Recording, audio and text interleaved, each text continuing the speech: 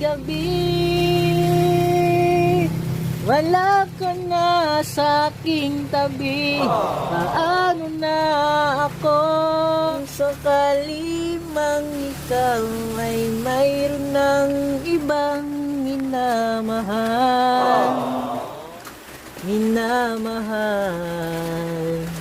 Kung sakali mang tuluyan nang mawalay ang pag-ibig mo sa piling ko, at kung sakali mang magdusa, ito'y aking matitiis. Mahirap man o maginagpis, baka sakaling mahal mo pa ako.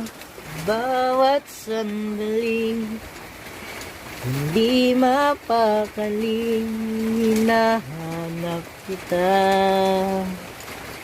Yakap mo't mga halik ay di na madama.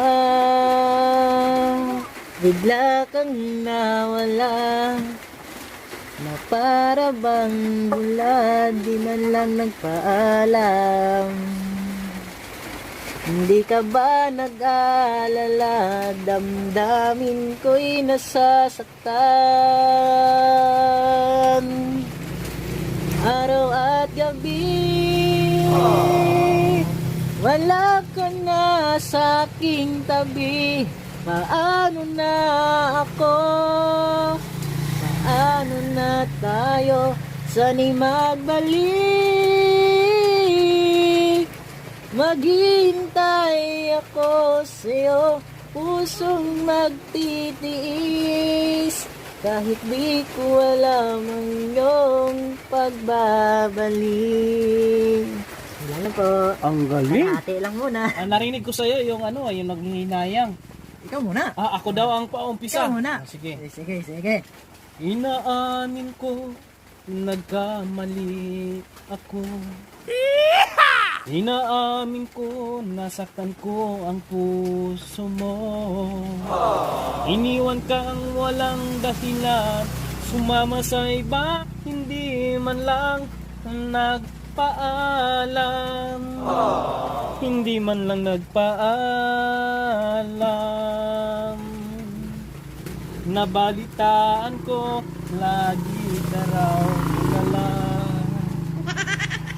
Dinidib mo Aking pagkawala, lagi ka raw umiiyak, lagi mo raw akong hinahanap. Di ka pa rin magbabago, mahal mo pa rin ako. Oh, naghihinayang ang puso ko.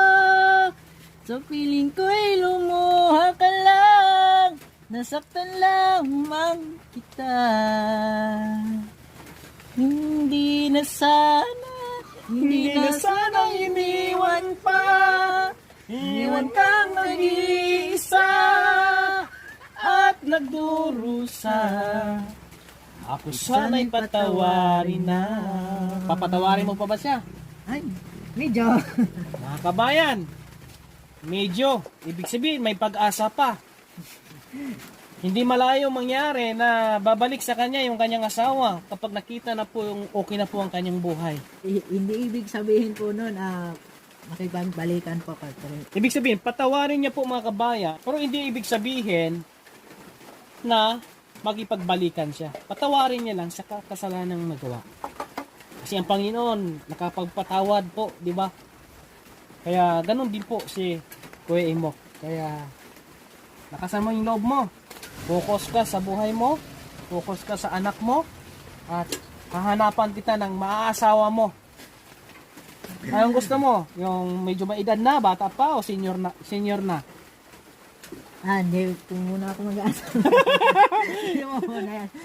So, tawa na natin mga kabayan niya. But, no? Abangan niyo po yung bawat update natin. Tulungan po natin siya na maging maayos yung buhay po nila ng mag-ama po mga kabayan. Meron ka pang ibang kinakanta, Kuya Imok? Meron. Marami pa siyang kanta po mga kabayan. At si Kuya Imok, pangarap po niya na magkaroon ng cellphone. Yes. Kaya lang, wala siyang kakayahan bumili ng cellphone.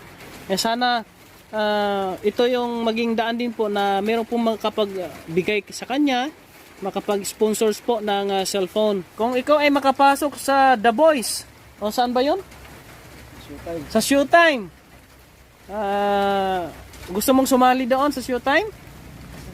Kung may pagkakataon po, sigat na papalarin po. Pwede rin po. Panawagan natin to sa mga organizer ng Showtime. Pwede bang sumali si Kuya Imok? Para po ay matulungan siya sa kanyang kinabukasan, sa kinabukasan ng kanyang maliit na anak po mga kabayan, na sila ay ngayon dito nakatira sa bahay na ito at iniwan sila ng kanyang asawa po mga kabayan at sumama po sa ibang lalaki. Kaya nga ito ngayon nandito si Kuya Raymond upang tulungan din po sila dito, mapaayos itong kanyang tahanan, maging safety yung mag-ama dito. Kaya subaybayan nyo po ito mga kabayan, yung pagtulong natin dito, at hindi tayo titigil hanggat tayo ay merong magagawa.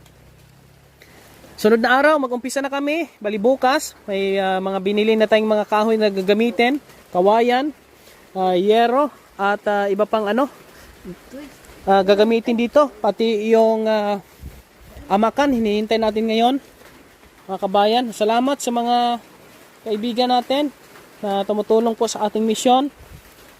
Thank you very much po. Ate Minda Lacso, maraming salamat. Kaya Ate Habaga, thank you gid. At kay Ate Rosalinda Hubero, sa iba pa po nating mga kaibigan, Ate Milda Bayani, Ate Lynn Castor, Ate Esther, shout out po sa inyo. Maraming salamat. May talent po itong si Kuya. Hinihintay po namin yung delivery ngayon mga kabayan. Tutulungan po natin silang maiayos ito. Mabuti naman at si Kuya malakas yung loob niya. Nagpakatatag siya. Sabi nga po niya, isang linggo siyang umiyak nang iniwan siya ng kanyang asawa. Ngayon okay na siya. Tatagpuan natin sa mga kababayan. Ayusin natin yung kanilang tinitirhan. Maraming salamat sa inyong suporta po kay Kuya Raymond po mga kabayan.